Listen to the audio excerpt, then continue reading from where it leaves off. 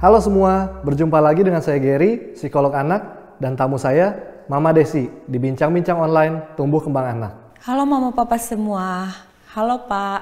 Halo Mama Desi, seperti yang kemarin saya sampaikan, sesi kali ini kita masih akan membahas seputar stimulasi kemampuan bicara dan bahasa anak usia 36 bulan. Sebelum berlanjut, saya boleh tanya dulu Pak. Dari kemarin penasaran, apa bedanya bicara dan bahasa? Oh iya Mama, kalau bicara terkait kemampuan anak mengucapkan atau melafalkan kata. Sedangkan bahasa lebih luas sifatnya. Dalam kemampuan berbahasa anak harus memahami konsep-konsep dari apa yang diucapkan atau didengarnya. Oh begitu Pak. Kalau untuk seusia anak saya yang mendekati 36 bulan, kemampuan apa lagi ya Pak yang harus distimulasi?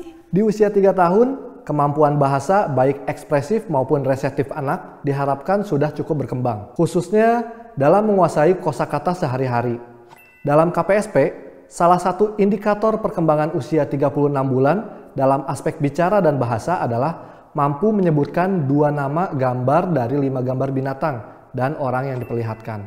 Nah, dengan demikian, anak perlu distimulasi untuk dapat mengidentifikasi dan menyebutkan beberapa nama binatang yang sehari-hari mudah ditemukan. Nama binatang seperti apa saja Pak? Di usia ini masih diharapkan nama binatang yang umum saja seperti anjing, kucing, bebek, burung, kuda, atau ikan. Untuk anak yang baru belajar mengidentifikasi atau mengenali binatang, kita orang dewasa dapat memilih memperkenalkan binatang-binatang yang mudah dilihat langsung oleh anak dalam kesehariannya terlebih dahulu dan memiliki ciri khas atau tampak berbeda. Misal, daripada mengajarkan anak kambing dan rusa yang tampak mirip, lebih baik mengajarkan mengidentifikasi kambing dan ayam yang benar-benar berbeda secara ciri fisik. Sebenarnya saya penasaran saja, kenapa yang dipakai binatang ya Pak? Pada tes-tes psikologi, terlebih yang berkaitan dengan anak, memang sering digunakan gambar binatang. Hal ini karena umumnya anak-anak memiliki ketertarikan yang besar terhadap binatang. Selain itu, jika kita perhatikan dunia anak memang lekat dengan binatang di mana banyak lagu-lagu dan buku-buku atau cerita yang bertemakan binatang. Di sisi lain, mengajarkan mengenai binatang juga dapat mengajarkan anak untuk mengenal dan peduli lingkungannya. Binatang-binatang ini pun memiliki ciri yang khas dan nama yang berbeda-beda. Oleh karenanya, melalui binatang, anak juga dapat belajar mengenal kategorisasi atau pengelompokan. Misalnya, binatang mana yang ada di air, mana yang di langit, yang berkaki dua, dan lain sebagainya. Oh iya, perlu diingat bahwa saat kita memperkenalkan, akan lebih baik jika kita memperkenalkan nama binatangnya, bukan hanya bunyinya. Misal, saat kita memperkenalkan kucing, ada baiknya kita menyebutkan itu kucing, bunyinya meong, bukan itu meong. Oh begitu Pak, berarti bagus juga ya kalau orang tua sering-sering kasih lihat beragam binatang. Iya Mama, mengajak anak melihat dan mengenali binatang di sekitarnya atau juga mengajaknya ke kebun binatang merupakan salah satu cara untuk mengajarkan anak. Tapi selain itu, masih banyak kok cara untuk mengenalkan nama-nama binatang pada anak. Saya selama ini hanya pakai kartu-kartu gambar saja Pak, tapi kayaknya anak kurang tertarik. Selain itu, bagaimana ya Pak caranya? Banyak cara sebenarnya. Salah satunya, memang kita bisa melihat-lihat buku bergambar binatang. Selain itu, agar lebih menarik dan interaktif, kita juga bisa menstimulasi anak dengan mengajaknya bermain pertunjukan boneka binatang, seperti di video ini. Halo, namaku Kwek-kwek. Bebek. Ini kwek-kwek. Mau main bebek? Boleh. Halo Bebek. Halo. Bunyiku kuk-kuk. Siapakah aku? Siapakah aku? Anjing. Anjing, kasih ulur. Anjing. Nah, pada video tadi, anak menyebutkan suara si binatang. Namun, sambil bermain dan berpura-pura, orang dewasa membetulkannya dengan menyebutkan nama binatangnya. Dengan bermain seperti ini, anak biasanya jadi lebih tertarik. Selain kegiatan tadi, jika mama papa sudah punya kartu-kartu gambar binatang, kita juga bisa mengajarkan anak untuk memasangkan dengan miniatur binatangnya. Jika kita belum punya kartunya, kartu-kartunya bisa dicetak atau digambar sendiri ya, seperti di video berikut ini. Malik sayang. Daddy punya gambar binatang. Ini taruh sini, ditaruh di sini, ditaruh di sini. Ini taruh sini, ditaruh di sini. Ini taruh di sini.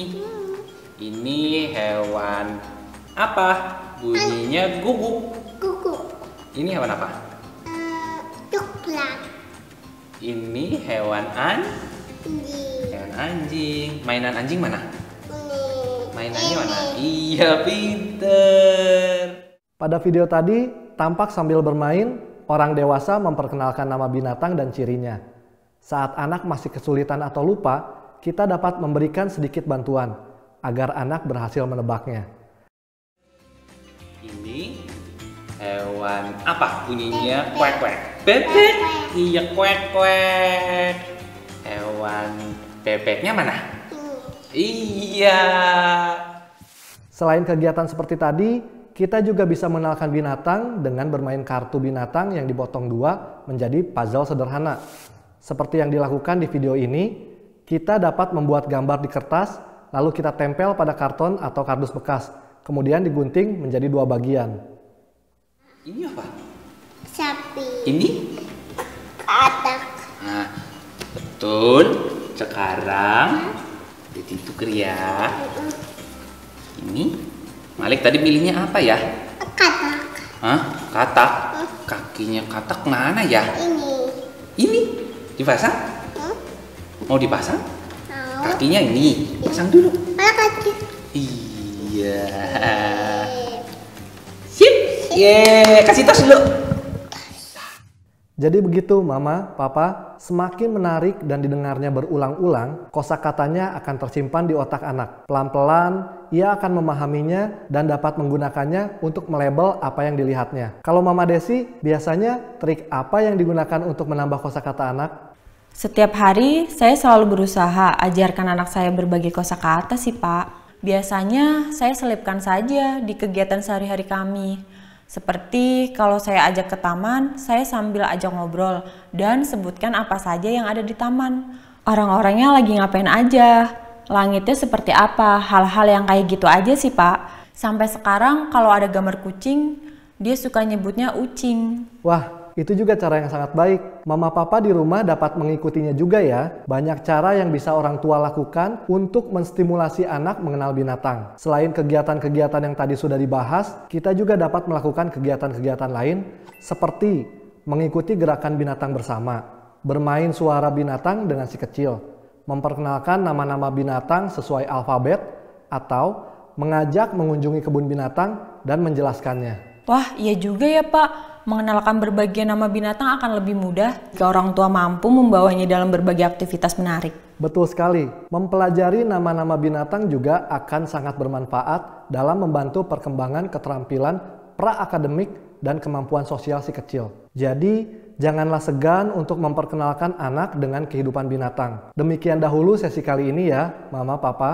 Selamat mencoba di rumah dan jangan lupa untuk bergabung lagi di sesi berikutnya. Masih seputar stimulasi untuk buah hati kita.